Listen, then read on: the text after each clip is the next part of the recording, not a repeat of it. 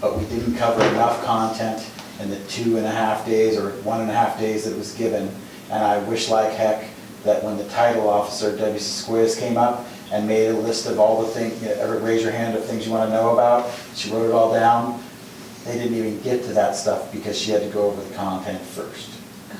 So whether the requirements be something like he's saying, or whether you make that rookie class presented more, offered more frequently, that was a huge conflict with the BRR last year or the year before when they said no more rookie class. And I mean, that, talk about not making good realtors. I mean, come on. So for them to think that that's an unneeded thing, and that you have instant feedback from folks that are starting in real estate. Some of them have been in real estate for 6 months because you don't have to take it for the first 365 days. Talk about stupid, right? I mean, if you offer that every month, I bet you would have smaller classes, but those smaller classes would have better content, they'd be more interactive, and they would get to the nuts and bolts. I went to speak at that rookie class. It was in a church, there were probably 120 people there. You don't feel special in a room full of 120 people, you feel like a number. So what if part of it, we talked about this in Missoula, using technology more, and not just an online course, but a live remote connection that maybe either supersedes, the actual time that you're together, and maybe some of those answers are given. So that would be a lot less expensive if they conducted it from one location. I think when you think about what business we're in, it's as simple as saying we're in the people business. Yeah. And being in the people business does not include technology and listening to somebody speak online. So I really would say to you, you get what you pay for in life, and to try to pinch pennies on education is really putting the cart before the horse. Because the intent of this is to make better, more educated, more professional realtors. And to say you're going to do this by giving the class more often online, I would say it'd be more important to find, to see if you offer that class monthly, if you can get a discount on the fee that's from the presenters, or I would say, go find other presenters, because I know Robin's probably not available every month. So you go train somebody like Saul to be your presenter for the rookie class. And yeah, you got to subsidize him for his time and energy, but if you find somebody who cares enough to the cause, which you have in Robin Zane and Debbie Siskoyas, you're going to find yourself with better realtors. And I would say increase the education. 12 credits, that's a joke. And it doesn't have to be core credits, but why not make it 20? Why not make it 25? And make it so that you have better education in the state, so that you have interaction amongst associations. And we all know about sharing the fees for these more expensive educators. And I mean, again, we're in a better position because we have more money than most. But I mean, you get what you pay for in life. I firmly believe that. Going back to the test and the 60-hour course, the thing that I remembered most that was drilled into us when we started the course was that we were pretty much going to be able to almost ace the test if we know what the questions are going to be, so they can give us the answers. Well, first of all, the tests are written by somebody who hasn't got a hill of beans of knowledge about real estate, because it's the same people that write tests for electricians. That's why I was asking this question about and everybody, and and apparently they just take a book and, oh, this sounds a good question. And I remember vividly them telling us this, you're going to get this question. The answer is this, but the right answer that they're looking for is this. Wrong answer. That's so true. And then some of the questions, every single thing that was on there looked correct. And you had to guess which one it is. And then wasn't it, if you don't know, just do all of the above, because maybe it's what it is. And I can remember Cadell Morton saying that. Like, it's you are here not to learn hands-on training. You are here to learn how not to fail the test. true. And the questions are made to fail you. And I mean, so again, it goes back to the basics. Why are we taking a 60-hour course and not learning about what's valid? Why are we taking a 60-hour course to learn how not to fail? Do you have to take if you do fail it and you have to retake it, do you have to pay again? Yeah. So do you feel like the instructors while they said they were teaching you how to pass a class, were they truly motivated to help you learn the material? Or were they somewhat hoping you did fail so you had to That take was it? 10 years ago, No, so. I don't know. I think they, well, one of the things that they said was, you know, if, like I said, if you listen, if you pay attention, and we'll help you with the questions and the answers to the questions that you find on the test. And they really pushed their percentage of people passing the test versus failing. That's true. And I don't think that that was a very good percentage, because just in a class I was in, I would hear, you know, somebody didn't pass, somebody had to take it 3 times or whatever, you know. The broker test, so I'll be totally transparent. I took my class, my 60-hour class that really equaled about 25, 30 hours, maybe 30 hours. And I went and I failed the test by 1 question. But they give you the broker's test, so this is the highest of the highest, right? This is somebody who can go open their own business and have students amongst them. They give you 45 questions, only 40 of them count. So you gotta get 32 out of 40 to pass the test. And the questions again are made to make you fail. And I know where I messed up, I'm fairly certain, and I just haven't got a chance to go back, but think about that. I've been doing this for 8 years. I'm the president of my association. I'm a mentor to top producers in my office. I'm involved at the state and national level, and yet I can't pass a 40-question test because I got taught by some joker who doesn't even want to be in an association or recognized by the National Association of Realtors and hasn't sold 5 properties in the last 10 years. Does that make sense to you? No. Huh? No, not Right? at all. And I'm not an online learner, Yeah. so I can tell you I thrive in that face-to-face Sure. learning Well, that's what you're environment. paying for. And I Yeah. paid $850 for Yeah, that. yeah, You know, it's like, what the heck is this all about? yeah, Interesting. yeah.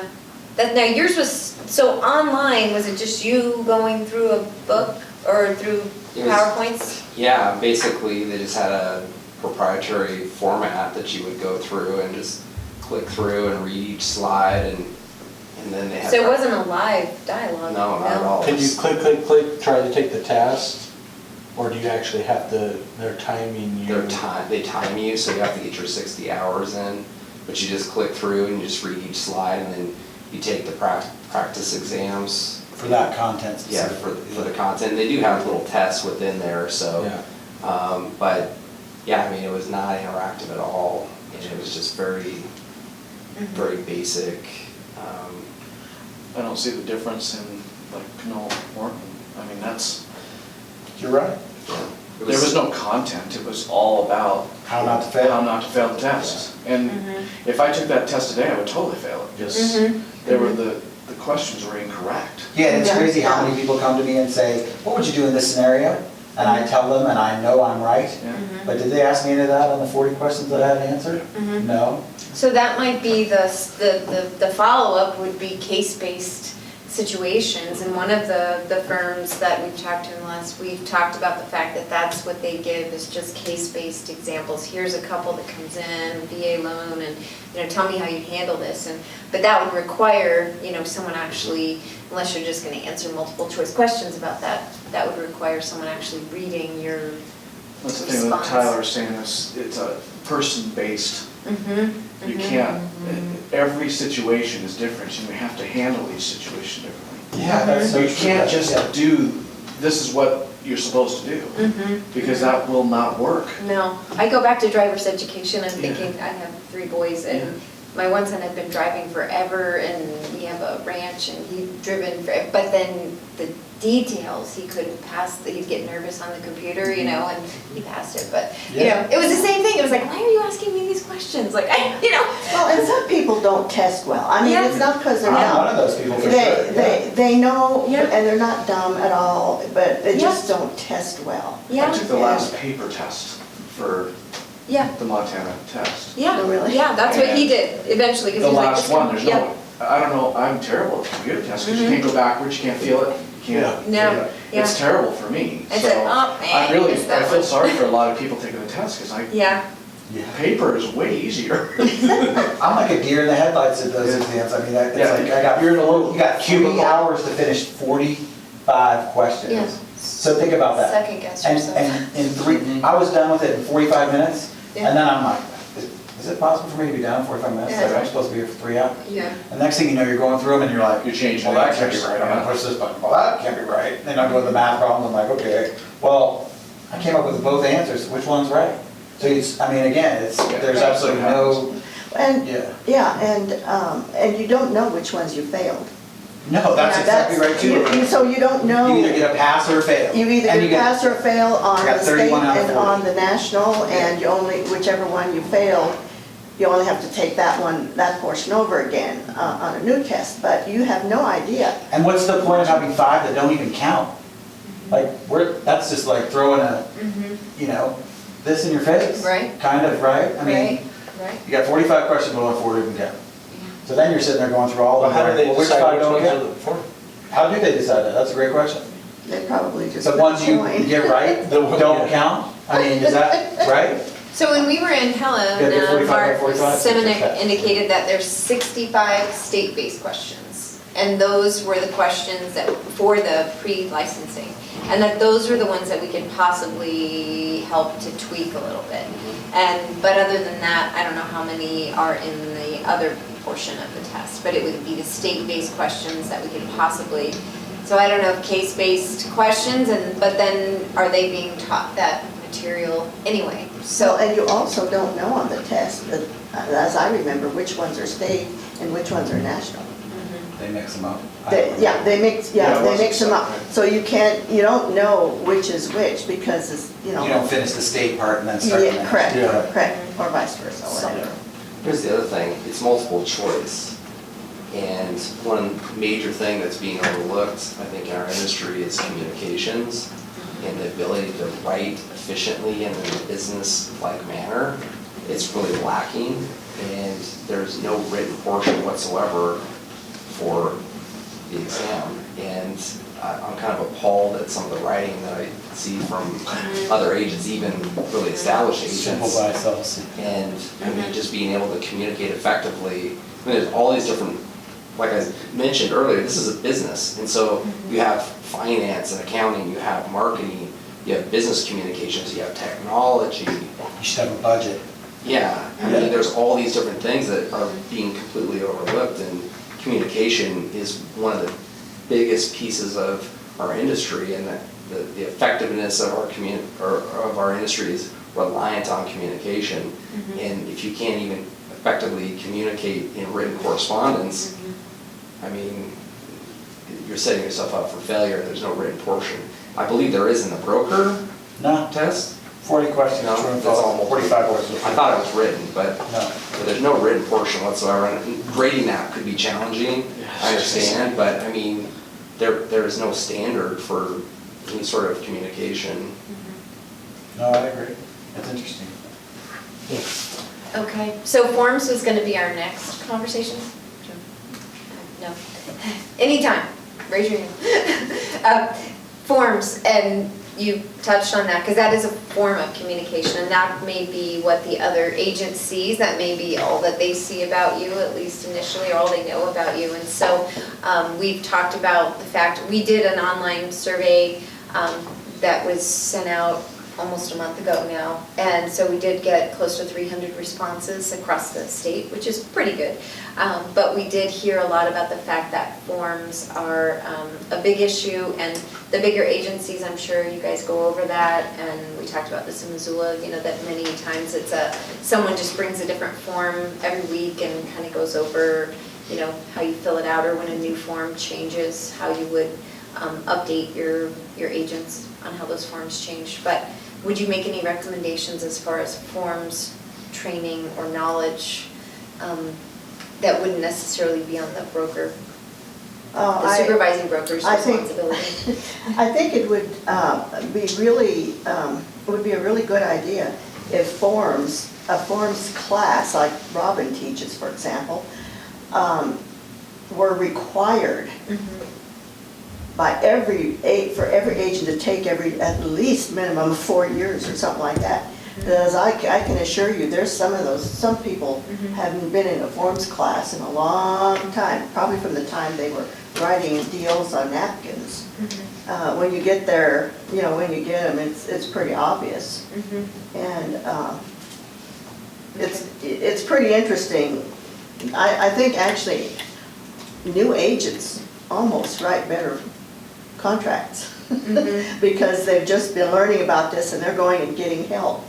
And, It's true. Okay. Okay.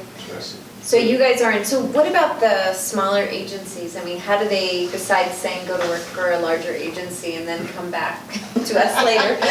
How do they handle all this training then if it's just gotta be the one-on-one mentorship and not much. just spending time? Not Okay. much training almost. Yeah, I mean, it's interesting, so I started my career at a 3-man office, and I still utilize a lot of the things that he taught me. He was really attention detailed, he was always available any time of day to be able to contact, and when I started writing buy-sells, because this was in the middle of the recession, he would actually test me on my buy-sell capabilities. And when he came to work, and I've mentored a few other people, like the first thing I do is say, I live at 502 North Montana, I want you to go get me a CMA, I want you to do a listing agreement for my house, and then I want you to pretend my name is Eddie Gonzalez and I'm gonna buy the house for X amount of dollars. And then I require them to come back to me, and we talk about the way they wrote things and things that they're missing. And it's not a tested thing, it's just a hands-on thing again, where it's like, let's talk about what you did and why you did it that way, and go back. But there are forms that I've never even used on the forms. So that, I mean, I could say I'm educated and well-versed, but if I ever came to a situation where I needed that, we just had that conversation about an early occupancy on a garage, and he said, well, do I go do a early occupancy agreement, or do I go do an amendment to the contract, because I'm just taking the garage, and it's for like 3 days. And he said, then the seller wants me to rent it to him. My immediate response is, really, what is he gonna get, 25 bucks a day, so you're gonna give him 75 bucks? But it's like, that's an important conversation to have, because you wanna have the liability You want to to move furniture in the garage, is that what it was? Yes. And That happens probably quite often. Yeah, in our marketplace especially, I have 3 deals right now that are multiple, so they're buying a new house and selling their current house. So you've got, it's simultaneous, they can't close on it without the other one. So you've gotta have that Transition. ability to be able to say, we've gotta get in early, and the seller's like, well, I don't want you to keep having the water on, the gas and all that other stuff, but I get you need to get out of your house, so take the garage. So it's all, that's one of those things that you gotta be able to, Find the right form Find the right and place. know the right person to ask. Well, And it's amazing how often our forms change. And yes, we get a little notice that they've changed, but if you're busy and you haven't had the chance to do that, because I probably right now am mentoring about 3 new agents in our office, and somebody came up with a buy-sell. I'd written I think it was the buy-sell. Anyway, it was something I had written for a while, and I found some more, well, why was this on this page? So I checked it out. Well, here was a little bit of added that was important, but I'm going over it with them, and I hadn't seen that one before. And then, like you say, there's a lot of forms that we just don't use very often, if ever, If ever. and depending on, And they're there for a reason, obviously, but. Oh, yeah. And we're pretty fortunate because Robin's on that committee. So when a forms change does come, she stands in our Tuesday morning meeting and says, got some things to talk about here, guys. And Good. I mean, we have good interaction and good, everybody's like, well, what about this, what about that? I mean, still to this day, the buy-sell has you initial every page but the 9th page. Okay. Everybody signs the 9th page, but why doesn't everybody initial the 9th page? Yeah. That was gonna be my point, there's not a lot of continuity within the forms as far as uniformity is concerned, so you never know Yeah. what you're supposed to be doing on any individual form. If they were all the same, more or less with the format, then you wouldn't miss things like that. It's, Depends on the system too. and also on the Yeah, that's so true. buy-sell, That's it's great. the offers presented at such and such time, Right, by Nobody so ever and fills so. that out, right? right. Well, there's one agency, every time I've gotten something from there, the agent representing the buyer has filled it out. And others, it's, I think I asked Robin about it once, just, who's supposed to do that? Well, it's supposed to be me as a listing agent that I actually, presented this offer to them Right. at this time. That's the whole point of it. Yeah. And half the time, you don't get people fill that out at all. Yeah. And then you get other people saying, why am I putting my address on this thing. Like as a buyers, like